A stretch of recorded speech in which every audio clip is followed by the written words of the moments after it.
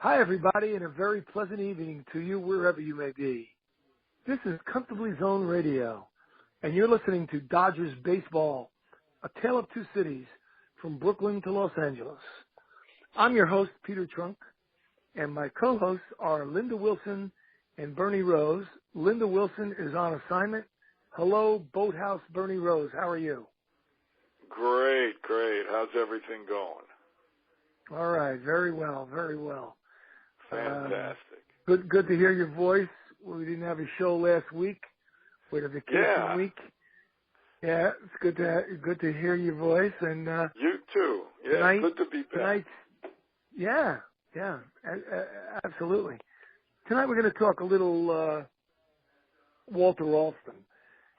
Now, any Dodger fan, whether he or she was born many, many years ago or recently or they follow the Dodgers, is going to know the name Walter Alston. Walter Alston was a manager for the Brooklyn/Los Angeles Dodgers for 23 years. He signed 23 one-year contracts with Walter O'Malley from 1954 to 76. You want to fill us in, Bernie, on why Walter Alston became a Dodger manager?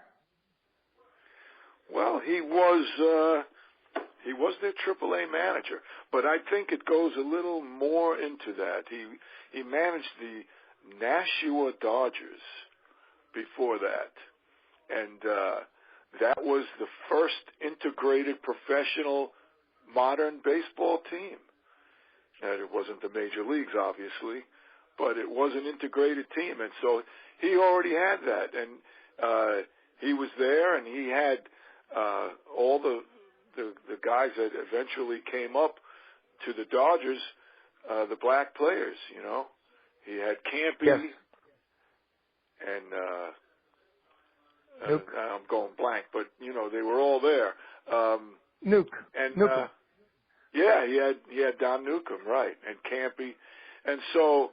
He was the man ready for the job. He was the AAA manager the year before, and Buzzy Bavasi was actually pushing for him to get the job to Walter O'Malley, and the New York press was like, Walter who? You know, and I could see the New York press. You know, oh sure, imagine they did it with Joe Torre. Exactly. They did it with Joe Torre when he came to New York. Clueless Joe, they called him. Oh, that's great. And then he won like 1 million World Series in a row or whatever, and all of a sudden he was a Hall of Fame Joe. But right. What happened to Chuck Dressen? You want to fill us in on what happened to Charlie Dressen? Well, let's see. 53. He was just coming off 2 straight pennant winners. Why didn't O'Malley hire him again? 54. You know, I was reading about that. Do you have that at your fingertips there? I do. I was trying to play straight man for you. It seems as if Charlie Dressen's wife demanded of Charlie. Right.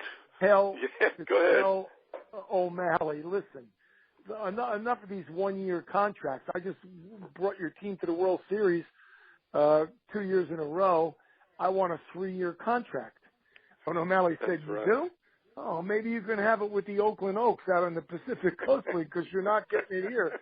And he fired him, and he hired, through Buzzy Bavasi, Walter Alston.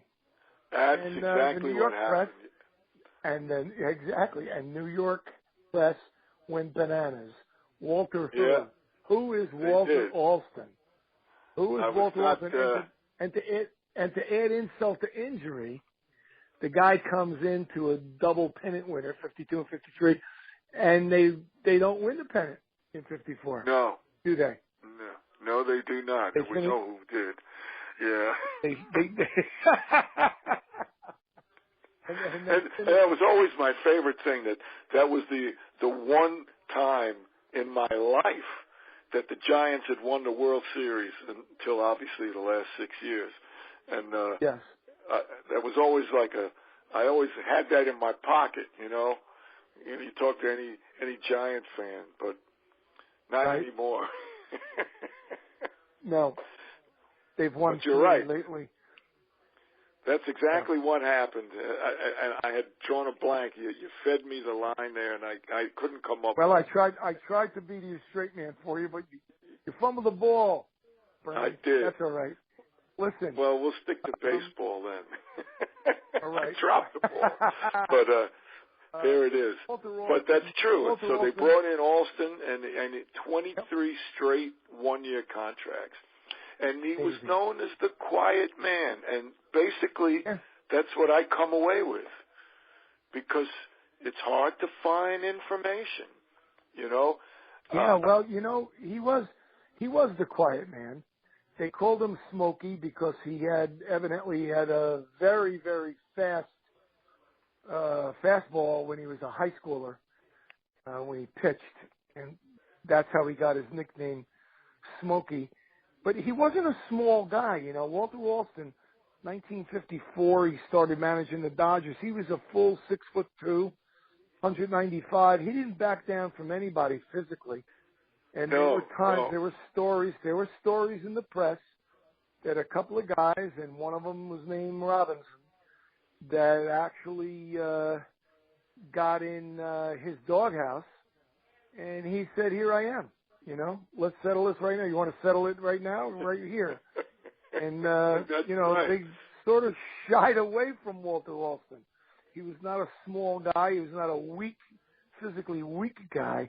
He was known as the quiet man, though. He managed the Dodgers to 7 pennants. Yes, and he did. 4 World Championships. Yep. He was an all-star manager. He was manager of the year in the National League 6 years. 6 times. Yeah. He was manager of the year. That's quite a feat. I mean, 1 time is good, 2 times is amazing, 3 times is unbelievable. He was 6 times named manager of the year. Incredible. That's incredible. He made the Hall of Fame. He made the Hall of Fame in 1983. Sure, he won over 2,000 games. Yeah, sadly, 7 years after his early death at age 72. He graduated from college. He went to Miami University, but not the one that we're thinking of, Miami University in Oxford, Ohio. Which is he where graduated he was from. He paid his way through college playing pool. He was a pool shark. No kidding. Yep. And in the off season, he was a teacher, an actual school teacher, as I was. And here's one more little tidbit for our audience. Both Sandy Koufax and Don Drysdale played their entire careers under Walter Alston. They never had another manager in the major leagues, which I find intriguing. The Dodgers, I wish Linda was here for this, our cohort, but the Dodgers actually retired uniform number 24 7 full years before Walt Alston was inducted into the Hall of Fame. Isn't that something? Linda likes to say, except for Jim Gilliam, the Dodgers only retire numbers of Hall of Famers, which is true. But they retired Walter Alston's number right after he died, and that was 7 years before he made the Hall of Fame. Vin Scully, who everyone respects, whether you love the Dodgers or even if you hate the Dodgers, everyone knows that Vin Scully knows what he's talking about. And Scully said of Alston, he looked like the kind of guy who would ride shotgun on a stagecoach through Indian territory. Yeah, he had a great way of relaying stories. He still does, and you're right. He does. Yes, he has that magical thought process. In 2013, which is only 3 years ago, the Los Angeles Times made a list of the top 20 Dodgers of all time, and Walter Alston was named as number 16 on that top 20 list, which I think is, that's pretty impressive. Well, when you consider that, you're usually thinking players, yeah, absolutely.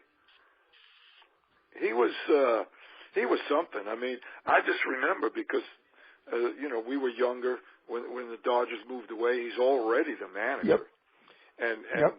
And they move away. I'm 7 years old, and as I'm growing up, I'm being more and more of a Dodgers fan, and I'm trying to watch as much as I can because we didn't have ESPN. All we had was NBC, really. The Saturday. It was tough back then, yeah. Yeah, and so I tried to, whenever they were on, I was trying to be at the television, and what I remember is what they always talked about Alston was how he was in control of that team. And just like what you said, nobody messed with him. And Jackie Robinson, as you were about to allude to there, he was not thrilled with Walter Alston for a little while there. And obviously, I'm sure that everything got patched up there. But he was in control of that team, and yet, for all these years and all the accolades and all the nice things that were said about him, it was hard to really get a lot of information. There was no media coverage like today, and managers, weren't really on television like they are today. I mean, I don't recall after every single game, managers sitting down and talking on television about the game. No. They do that every night. It's in their contract now. They have to do it. They must do it after a win or a loss. World. And so, and not only that, I wasn't getting Los Angeles TV like I can now. So, you didn't see a whole lot. But you know what? You always knew that he was there, and the team was going to perform.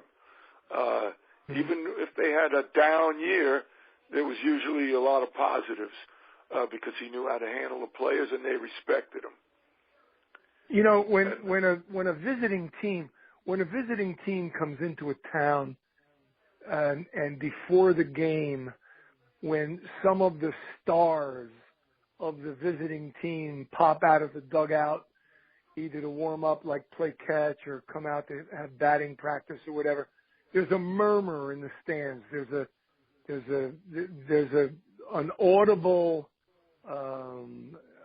wave goes through the ballpark. And I remember back in '62 and '63 at the Polo Grounds, like when the Dodgers were in, I went to most every game I could when the Dodgers were playing the Mets at the Polo Grounds in '62 and '63. And even when Alston came out of the dugout, which he often did because in batting practice, instead of staying in the dugout, Alston was one to go to the back of the batting cage and put his foot up on it and his elbows and stuff, and he would talk to the hitters and other people or whatever. But when Alston came out, there was a distinct murmur, just like when Snyder, maybe not as large as Snyder or Koufax or Drysdale or Gilliam or Wills or Ron Fairley or whatever. But when Alston came out, there was definitely a reaction. He was known. He was well known. And baseball fans throughout the National League knew that Walter Alston commanded respect, and he was a star in his own right. To be named manager of the year 6 times. I'm not so sure about my statistics here, but I'm going to say that's a pretty big feat. I don't think many managers have been named manager of the year 6 or more times. That's a hell of a distinction. And, I'd like to know who else had done that, right? Yeah, I should have looked that up before we came on the air, but, Alston was extremely successful. He was very even-tempered. He was one of those guys where people used to describe if the Dodgers lost 10-0, Alston looked exactly the same as if they had just won 10-0. He never got high, he never got low. He was always right there. And in 1962, which is an extremely painful playoff loss to the San Francisco Giants, almost a perfect scenario of the 1951 debacle for the Dodgers. You know, people such as Leo DeRocher went actually on the air, radio and television, with the media, and said the Dodgers wouldn't have lost if I was the manager, et cetera, et cetera. Right. And yet Alston had him back the next year in '63. Alston allowed him to come back to coach in '63. I remember. And, that's pretty incredible, really. And on the bench in the late in the game of the final game of the '62 playoffs, Duke Snider actually implored Alston. He implored him, please bring in Drysdale. And of course he brought in Stan Williams, and we know what happened. But Alston never got down on himself, never allowed people to see him, especially the press and the fans, to see him in a negative light and stuff. And he was a very I don't know how to put this, stoic, maybe? He's a very stoic guy. Very stoic guy. He never pounded his chest when the Dodgers won. He always gave credit to the players. When they lost, he took the brunt of it. And I think for all the things that we can say about O'Malley that are negative, and believe me, that would take 10 shows to cover that. But all the things that we could say negative about O'Malley, even though he asked Bavesi, to get rid of Alston after the '62 playoff and stuff, Bavesi said, no. And O'Malley said, okay. And they kept him, and he lasted another 12 years, 14 years, whatever there, and that's a kind of a half of a feather in O'Malley's cap that he didn't pull a Steinbrenner and say, no, get rid of the guy. He's no good. He's a bum, He stuck with him, and he did the right thing. History is the answer to that. I mean, won the next year in '63. So yes, he did, and in '65, and in '66, and in '74. Won the pennant, '66. He did a lot of winning. Walter Alston did a lot of winning. And then the team was down for a little bit until they got back to the World Series again in '74. It was 8 years. The team was good, but it wasn't finishing on top. But he guided those teams to 85 wins per season between '69 and '76. They finished second 6 times during that span. So if they had just a little more, they could have won a lot more. And you're absolutely right. The Dodgers didn't take a nosedive and go into the second division or anything like that. They didn't stick up the joint. They were right there in the thick of it many years, even when they didn't. Absolutely. And Alston was the man. Walter Alston, a true Hall of Famer, I'll tell you. A true Hall of Famer. Hall of Famer. No question about it. And look at the if you stars. Have nothing, if you have nothing left to talk about Walter, and perhaps you do, which is great, we can always jump over to the 2016 iteration of the Dodgers anytime you want. You want to add 1 or 2 more things about Walt?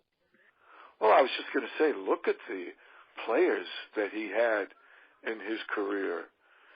From the Brooklyn players straight up to the Garvey, Say, and all those guys, Reggie Smith era, and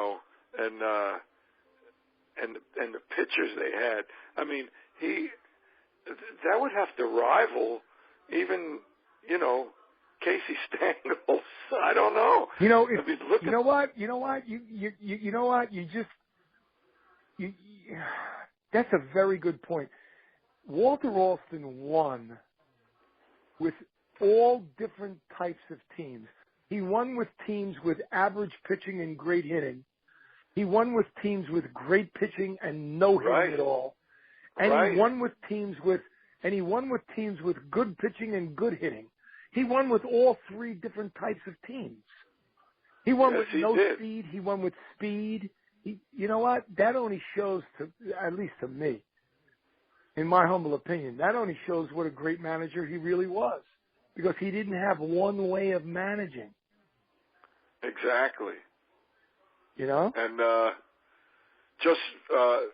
that's absolutely correct. And he handled all of it, and did and that's why he's in the Hall of Fame. And very quickly, he had a 13-season minor league playing career, but he's not in the Hall of Fame for that. Well, I'll tell you what. Otherwise, Tommy Lasorda would be in the Hall of Fame as a pitcher instead of a manager. Tommy won 20 games once down there. Alston not only had a long career in the minor leagues, but one year he hit 35 home runs and hit like 336. Unbelievable. That's when the Cardinals brought him up. Yeah, the Cardinals actually brought him up on the strength of that season. He had 35 homers and hit 336. And then as a playing manager, many years later in the minor leagues, he had 25 homers in a season. Right. So Walt was correct. No slouch. Yeah, he was a heck of a guy, and certainly belongs to be in the top, 25 Dodgers. Yeah. You have to put him there. Yeah. He was something, boy. He really was. Walter Smokey Alston. There you go, the quiet man. So quiet man. So the Dodgers. So what do you want to teach me? What do you want to teach me about the 2016 Dodgers before we leave the air? Let's switch out to LA for a second. Go ahead. Yeah, I'll tell you what. I have never seen, now that Kershaw's been sidelined for, 6 weeks already? Oh, boy. I have never seen a starting pitching staff for the Dodgers, I think, in my life in such a shambles. And yet, they're a half a game out of first place. And they could be a half a game in by the end of the night, right? Yeah, and they're up 5-2 in the seventh inning with the bases loaded and nobody out. So, I don't know what's going to happen, but they are hanging in there. But boy, this has been a tough year. They have set the record, or are about to set the record for most games lost due to injury and guys on the DL. It's just been unbelievable, and it's almost comical, yeah. But it leads me to ask you a question that I'm not as familiar with this as I should be, but I would have thought that they'd have some better pitching to bring up from the minors. My whole life, as I just mentioned a minute ago, but something different now. The Dodgers always had great pitching to draw on down in the minors. They could bring up guys, and they always pitching. And it just does not seem to be that way right now. They have Urias, and they have this kid, De Leon. Am I pronouncing his name correctly? They have De Leon. They have Urias, who they had to bring up because Kershaw got hurt. But they had a couple of phenoms down there. And I think there's a couple of guys too. But I mean, if you look at it, I mean, they signed when they lost Greinke, who was also a free agent signing. Maeda was obviously a free agent signing. Kazmir, who, if it was the Kazmir 10 years ago, we'd be a little bit better off. But he was a free agent signing, and most of Maeda's been good. I'm not gonna be too much on his case, but Anderson, who was out all year after the surgery, he comes back in and gets bombed for 5 runs in the first inning on Sunday. And And he's injured. And it hurts his, and he's injured. Right, in the process. Hurts his wrist in the process. And all of these guys, they can't make it to the fifth inning or get out of the fifth inning. But I'm going to tell you something that I read today. The bullpen from the seventh inning through the ninth inning has set a record that hasn't been done in 112 years. Which is? And that is, the earned run average is 203 from the seventh to the ninth, and it hasn't been done. Isn't it ironic, Bernie? Isn't it ironic that last year and the year before and the year before that, like the last 3 years, we have been bemoaning their horrible bullpen. Yes, we have. And now this year they're setting records with their bullpen. But even earlier this year, they were having problems, and we were talking about it. And then it just kicked into gear. But they're being taxed. They're being way overworked. And yet they're performing, which is pretty incredible. It is. And, maybe the die is cast, though. I mean, these guys have been run out there so many times. How many times more can you run them out there? You have all of September and 2 more weeks of August. You have 6 more weeks. You're going to keep running them out there. I mean, they're not Superman. They're made out of flesh and blood, Absolutely. Oh, there's no question about it. And so I don't know where that's going to lead. If they do get into the playoffs, you don't want these guys worn out. But totally. Right. Hopefully Kershaw's going to make it back. And McCarthy maybe can straighten out his problem. He just came back from Tommy John. He pitched 2 good starts to start with, and then for like the next 4 starts, he couldn't find a plate. I mean, he could not find a plate. And they had to send him down. You know what? When Kershaw, what we have to hope for, as Dodger fans anyway, what we have to hope for is that when Koufax, I love when I do that, because Vin Scully does that too. When Kershaw comes back, he'll be rested. He'll have 6 or 7 weeks of a so-called quote unquote vacation. He can come back strong as hell and maybe throw some complete games and save the bullpen. Yeah, and do it when they need it. Absolutely. That sounds like a plan. That would be nice. But they have had they've had a lot of ups and downs, yet have managed, to now have I guess they're within 1 game of their best record of the whole year, I guess. They were 15 games over. I mean, now if they win tonight and it's 7-2, they'll be back to 14 games over. So and it's 8-2. So this game's starting. They're approaching their high water mark. Yes, and you gotta think the way the team is hitting all of a sudden. Everybody's hot right now, and if they're going to hit like that, if the pitching could come to anywhere near where it needs to be, all of a sudden I'm getting excited. Where I was thinking this was not going to be a year to get excited about. Yeah. So, yeah, well, from your mouth to God's ear, we'll see what happens. One thing every baseball fan knows, and that is you cannot predict baseball. No. Of all the sports, I mean, not that other sports are easy to predict, but they're easier to predict. You just cannot predict baseball. There's no way. You get a broken bat single, a guy gets hit by a pitch, a ball doesn't go foul. Things like that. It's out of the realm of you don't even believe half the stuff you see when you watch baseball. So who knows? But I will say this. I have to admit this, that the Chicago Cubs appear to be world beaters this year. They do. They look like they cannot and will not be beaten. That's the way it appears now. Of course, it's only in the middle of August. But well, that's that would be something. Well, what's his name? Joe Madden? Yep. If the Cubs actually were to go all the way, he would be, God in Chicago. Yes, he would. The city of Chicago. And you know who else would be? And you know who else would be God? Would be Theo Epstein. Oh, absolutely. Who broke the curse in Boston? He broke the curse in Boston, and now he's going to break the curse in Chicago.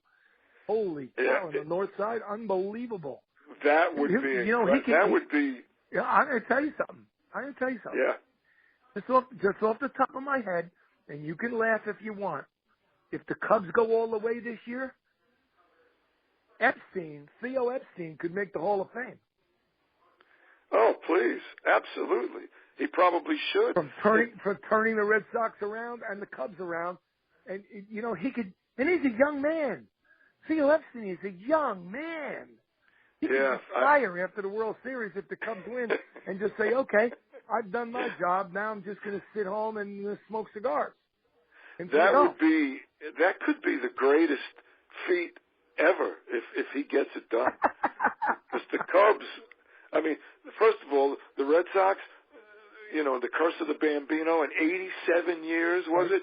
Especially after the meltdown the meltdown in 1986 when they had it and didn't win it.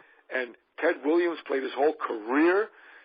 What did he get to the World Series twice? And of course they didn't win it.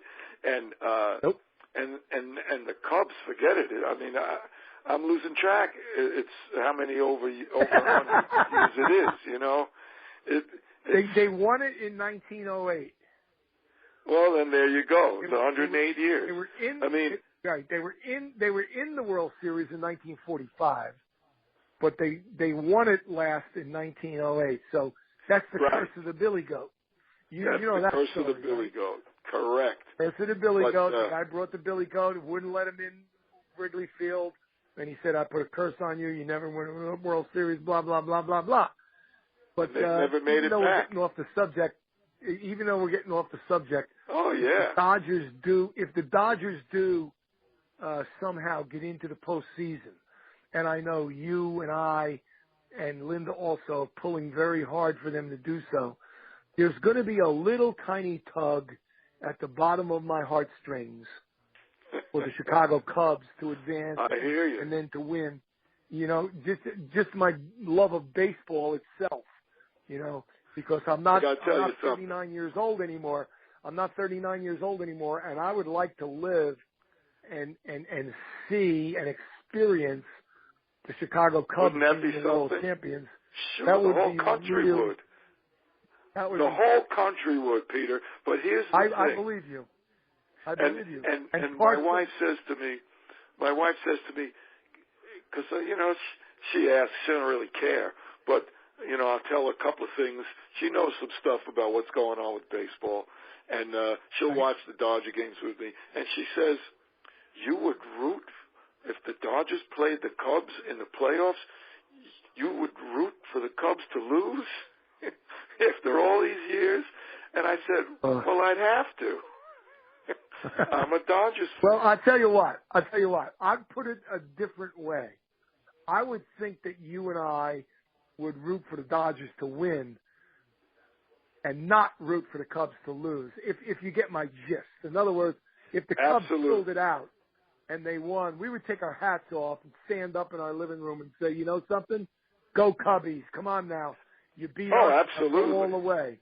Don't screw it up now. If the Dodgers don't make it, let's say, everybody's going to root for the Cubs. I'd root for them. Absolutely. Yeah. Giants. Anybody but the Giants, please. Exactly. I've had enough of that. three times in 5 years, really, is what it comes down to. I know. Don't you know what? Let's not end the show. Let's not go there. Remark. Let's not go there. let's remember that Walter Alston is a Hall of Fame manager, and that he managed our Dodgers for 23 straight seasons. He won 7 pennants and 4 World Series, and he's the man tonight. Yes, he did. And next week, I don't know who we'll talk about. Maybe we'll talk about somebody that we haven't talked about yet, like Roy Campanella. We'll have to discuss that. Yeah, we'll discuss that through messages with Linda and get her input on that. Ralph sounds great. Ralph, our producer, wants us to do some crazy stuff, which we've already done. He wanted us to do the Knothole Gang. We did it. He wanted us to do Leo DeRocha. We did it. He also mentioned that he would like us to do people like Bobby Bragan.